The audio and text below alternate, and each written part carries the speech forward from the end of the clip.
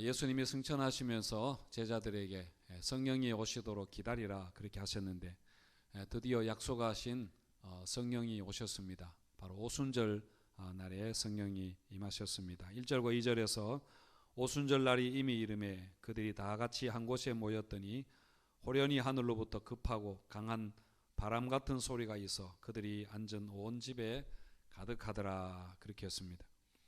성령이 오실 때에 나타났던 그 현상이 몇 가지가 있는데 가장 먼저는 바람 같은 소리가 있었습니다. 창세기 1장에서 태초에 하나님이 천지를 창조하실 때에 하나님의 영이 수면 위에 운행하시더라 그렇게 했었는데 그 첫 창조 때 하나님의 영이 수면 위에 운행하신다 하는 그것과 지금 오순절 성령 강림 때 이게 새 창조라고 할 수 있습니다. 그 새 창조 때에 하늘로부터 급하고 강한 바람 같은 소리가 있었다 하는 것은 이게 같은 이미지를 연상하게 하는 말씀입니다.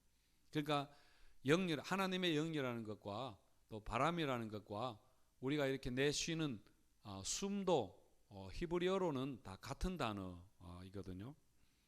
그래서 성령이 오실 때에 가장 먼저 소리가 있었습니다.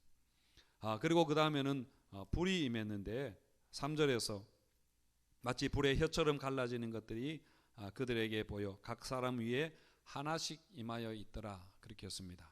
그러니까 불의 혀 같은 것이 나타났는데 어떤 불이 일어났는데 그 불의 혀라고 하는 것은 그 뒤에 나오는 방언 현상과 연결시키기 위해서 그렇게 혀라고 한 것 같습니다. 그리고 이제 성령이 임하시니까 방언이 터져 나왔습니다. 물론 이 방언은 고린도전서 14장에서 말하는 기도할 때 방언하고는 다른 것이지만은 모두 다 성령의 역사라는 점에 있어서는 같다고 그렇게 볼 수가 있습니다. 4절에서 그들이 다 성령의 충만함을 받고 성령이 말하게 하심을 따라 다른 언어들로 말하기를 시작하니라 그렇게 했습니다. 그러니까 제자들이 거기에 모여있던 약 120명의 제자들이 다른 언어로 그렇게 다른 언어를 말한 것입니다. 예수님의 제자들은 주로 아람어를 말하는 아니면 히브리어를 말하는 그 갈릴리 지방의 사람들이었는데 그들이 한 번도 말해보지 않았던 외국어를 막 말하는 것입니다. 예를 들어서 이집트어나 시리아어나 이런 외국어를 그렇게 말을 하게 된 것입니다. 만약 그 자리에 우리나라에서 간 누군가가 있었다면은 아마 제자들 중에 한 사람이 한국말로 그렇게 하나님의 큰 일을 이야기를 했겠죠. 이게 바로 성령이 오실 때에 오순절 날에 일어났던 그 현상입니다. 그러니까 소리가 있었습니다. 바람 같은 그런 소리가 있었고 불이 임했고 그리고 방언 현상이 외국어를 말하는 그런 일이 일어났습니다. 이 오순절 성령 강림 사건에 대한 가장 유명한 해석은 바로 창세기 11장에 나오는 바벨탑 사건의 역전이라고 보는 것입니다. 그 노아 홍수 후에 인간들이 다시 죄를 짓기 시작을 하죠. 그래서 바벨탑을 쌓는데 이 바벨탑을 쌓는 것은 하나님을 대적하고 사람의 이름을 높이기 위해서 그렇게 바벨탑을 쌓았습니다. 그러니까 하나님은 이 바벨탑 쌓는 것을 인간들의 하나님에 대한 반역이라고 간주하고 이 일을 중단시키기 위해서 어떻게 했습니까? 서로의 언어를 다르게 했습니다. 언어를 흩어버렸습니다. 그러니까 하나님을 대적하는 반역을 다스리는데 하나님이 다른 방법을 쓰시지 않으시고 언어를 다르게 만들어버린 것, 언어를 혼잡하게 하신 것이죠. 바벨탑을 그거를 폭파시키거나 홍수를 내거나 그렇게 하실 필요가 없었습니다. 언어를 다르게 하는 것만으로도 충분했다는 거죠. 그러니까 서로 말이 통하지 않으니까 일이 전혀 진척이 되지 않는 것입니다. 그러니까 여러분 언어가 다르면은 모든 것은 다 저절로 언젠가는 무너지게 마련입니다. 그러니까 오순절 이 성령 강림 사건으로 여기에 대한 반대 현상이 일어난 것이죠. 그 바벨탑 사건과 반대가 이제 일어났습니다. 그러니까 서로 하나 되는, 바벨탑 사건에서는 분열되고 나누어지는, 혼잡하게 되는 일이 일어났는데 이 성령 강림으로 인해서 언어가 통일되는 그런 역사가 일어났습니다. 어떤 시인이 나의 시작 속에 나의 끝이 있다, 그렇게 말을 했습니다. 그러니까 사람이 태어나서 인생을 시작할 때에 앞으로 그 사람이 걸어갈 인생에 대한 그런 많은 방향들이 암시가 되어 있다는 그런 말이죠. 쉽게 이야기하면은 금수저냐 흙수저냐에 따라서 앞으로 그 사람이 평탄한 길을 걸어가는 삶을 살 수도 있고 아니면은 굉장히 고생할 수도 있죠. 그리고 또 부모의 어떤 유전자를 가지고 태어나느냐 하는 것도 그 사람의 일생에 많은 영향을 미치게 됩니다. 부모의 뭐 외모도 많이 자녀들이 닮잖아요. 그리고 기질이나 또 재능이나 이런 것도 많이 그렇게 타고나게 되고, 심지어는 병력까지, 질병까지 부모에게 많은 영향을 그렇게 영향을 받습니다. 여러분, 교회도 마찬가지입니다. 오순절 성령 강림은 교회를 탄생시키는 일이었잖아요. 오순절 성령 강림으로 교회가 탄생하게 되는데, 이 오순절 성령 강림 사건 안에 교회의 DNA가 들어있다는 말입니다. 그래서 앞으로 교회가 어떻게 될 것이고 교회가 무엇과 같을 것인가 하는 것을 이 오순절 성령 강림 사건을 통해서 미리 보기를 할 수 있습니다. 교회의 DNA 중에 가장 중요한 것 중에 하나가 바로 교회의 하나됨입니다. 그러니까 성령의 강림으로 인해서 여러 나라에서 온 여러 종족과 그 언어를 말하는 사람들이 제자들이 말하는 하나님의 큰 일을 듣고 보고 그리고 하나님께 영광을 돌리게 됩니다. 그리고 여러분, 결국 그 요한계시록에 보시면은 각 나라와 족속과 방언과 백성에게서 온 많은 무리가, 큰 무리가 주님을 찬양하는 그 모습을 미리 보기 하는 것이죠. 그러니까 여러분, 교회는 모든 인종적이고 신분적인 사회적인 차별이 무너지고 그야말로 성령으로 하나 되는 그 모습이, 그게 바로 여러분 교회라는 그런 이야기입니다. 이렇게 성령은 분열시키는 것이 아니라, 죄가 분열시키지만은 성령은 서로 하나가 되게 하고 소통하게 합니다. 언어가 서로 통하게 그렇게 하는 것입니다. 지금 이제 제 아이들도 어느덧 많이 커서 결혼할 나이가 이제 되었습니다. 그래서 제가 가끔 아이들에게 결혼에 대해서 이야기를 하면서 제가 가장 많이 강조하는 게 남자와 여자는 서로 다르다는 것을 알아야 한다, 그렇게 이야기를 많이 합니다.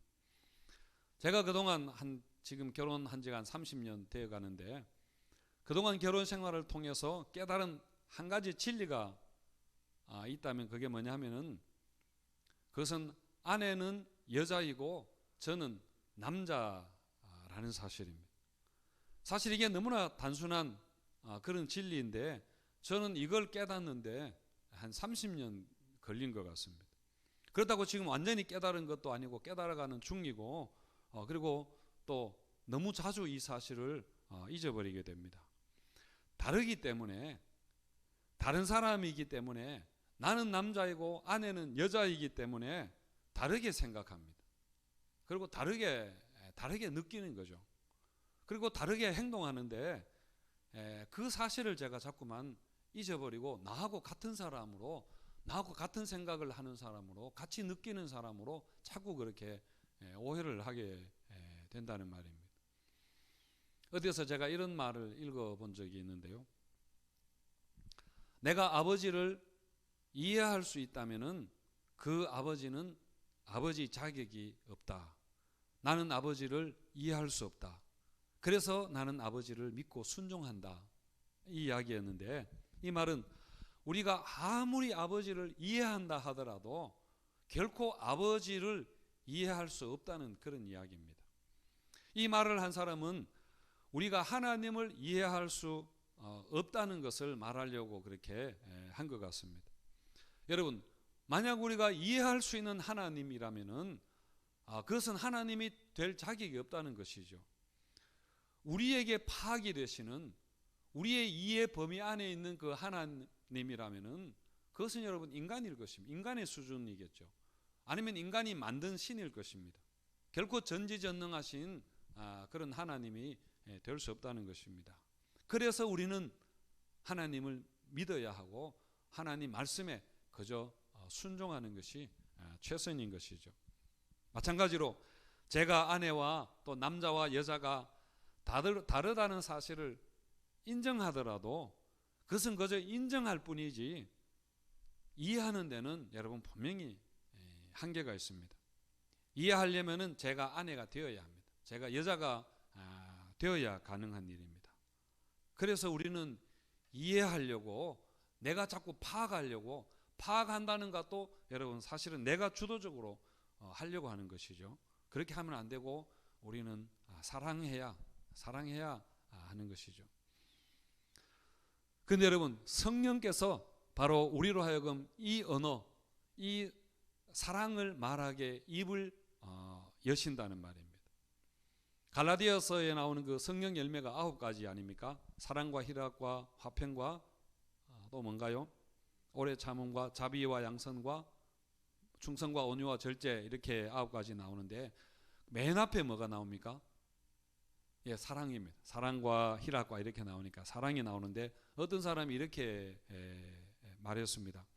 여기에서 성령의 열매들이라고 9가지인데 복수로 이야기하지 않고 성령의 열매라고 그렇게 단수를 사용했는데 그렇게 이야기한 것은 나열한 9가지는 사실은 한 가지라는 이야기입니다. 그 바로 사랑이라는 이야기. 그러니까 결국 나열한 것들은 사랑의 다른 이름들, 다른 표현들을 이야기한 것이고 결국 성령의 열매는 한 가지다. 그게 뭐냐 하면은 사랑이라 그렇게 한 거죠. 저는 일리가 있다고 그렇게 생각이 되는데 여러분 결국 성령은 우리에게 사랑의 언어를 말하게 역사하는 것입니다. 그래서 교회가 사랑의 공동체가 되고 그 사랑의 힘으로 모든 일을 하게 됩니다. 교회 사역도 사실은 사랑에서 일어나는 그런 작용들이고 열매들이고 결과들입니다. 컨택트라는 영화가 있는데 혹시 여러분 보셨나요? 컨택트라는 영화가 2개가 있는데 이전에 나온 것은 그 조디 포스터가 그 주연했던 영화는 그 이전 영화하고요. 그 칼 세건의 소설을 영화로 만든 것인데 그 말고 나중에 저 보시는 것은 나중에 나온 컨택트라는 이름으로 우리말 번역으로 그렇게 컨택트라고 했고 원래는 얼라이벌이라는 그런 영화입니다. 어느 날 지구 곳곳에 조개 껍데기 모양의 그 우주선 외계인들이 그렇게 나타납니다. 그런데 이 우주선을 타고 온 외계인들은 지구를 공격하려거나 전혀 그렇게 하지 않고 그냥 가만히 있습니다. 그래서 이들이 지구를 찾아온 목적이나 이유를 알 수 없어서 그들과 이제 대화를 시도하려고 하는데 언어를 우리가 이해를 하지 못하는 것입니다.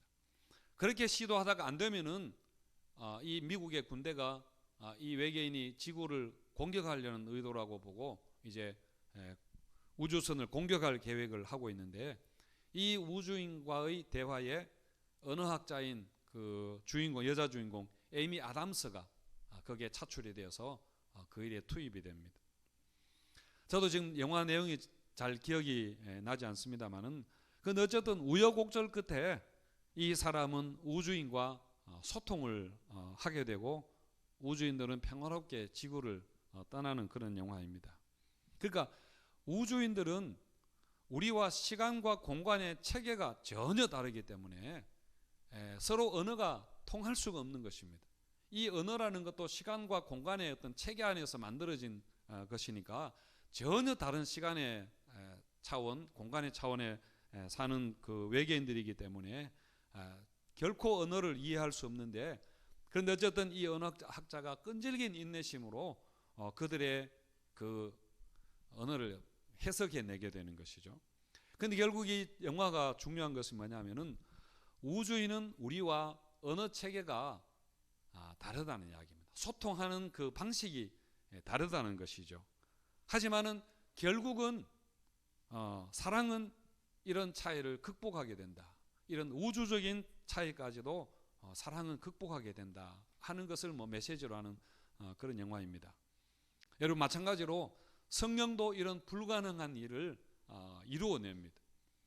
여러분, 초대교회가 구성원들이 어땠습니까?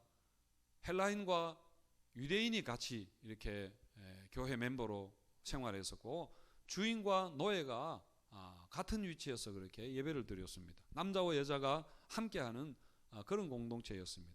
사실 이 당시에 유대인과 이방인의 차이, 주인과 노예의 차이는 그야말로 지구인과 외계인과 같은 그런 차이라 할 수 있는데, 결국 교회가 여러분 그것을 극복해내잖아요. 그 시대에 그런 하나 되는 역사를 만들어내는데 어떻게 가능한가 하면은 그게 성령의 역사가 있었기 때문에 사실은 가능했습니다. 따라서 여러분, 우리에게도 이런 성령의 교통케 하시는 그런 역사가 있어야 됩니다.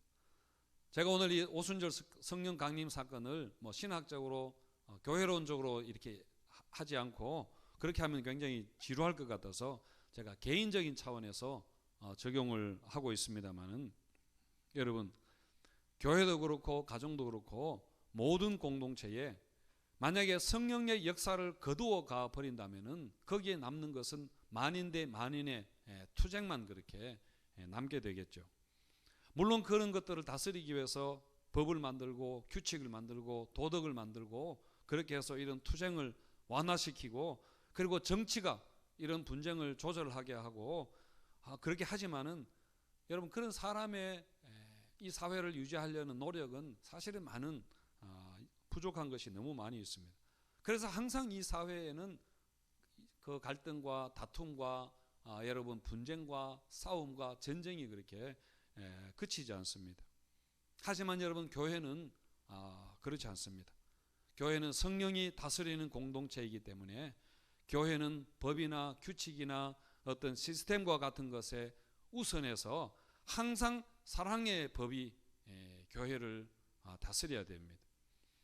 만약 교회도 성령의 이런 교통케 하시는 역사가 없고 여느 사회단체와 똑같다면은, 교회도 여러분 인간 간의 갈등 조정하는데 모든 에너지를 다 거기에 쏟아 버릴 것입니다. 그리고 서로가 아무리 열심히 일해도 아무런 어떤 역사가 일어나지 않습니다. 주의 사역이 여러분 진보가 일어나지 않습니다. 그래서 여러분, 우리가 성령 충만을 받아야 됩니다. 그리고 교회는 성령께서 다스리시고 인도하셔야 됩니다. 우리에게 서로 오해와 갈등이 있다면은 그것은 여러분 상대방이 나보다 나쁜 사람이어서 그런 게 아니라 소통이 안 되기 때문에 그런 거죠. 나와 다른 사람입니다. 다르게 살고 다르게 생각하는 사람이고, 그래서 다른 언어를 사용하기 때문에 그런 불통이 일어나는 것입니다. 그래서 여러분, 서로 우리가 그런 것을 뛰어넘어서 하나가 되어서 소통하려면은 우리가 사랑의 언어를 말해야 되고, 그것을 가능하게 하는 것이, 인간의 노력을 뛰어넘어서 가능하게 하는 것이 바로 여러분 성령의 역사라는 이야기입니다. 그래서 초대교회가 이런 성령의 역사로 여러 가지 인종과 언어와 신분의 차별에도 불구하고 초대교회가 무섭게 그렇게 성장해 나갔습니다. 그래서 여러분, 우리가 성령 충만을 받아야 됩니다. 이런 성령의 교통케 하시는 역사가 있으시기를 주님의 이름으로 축원드립니다.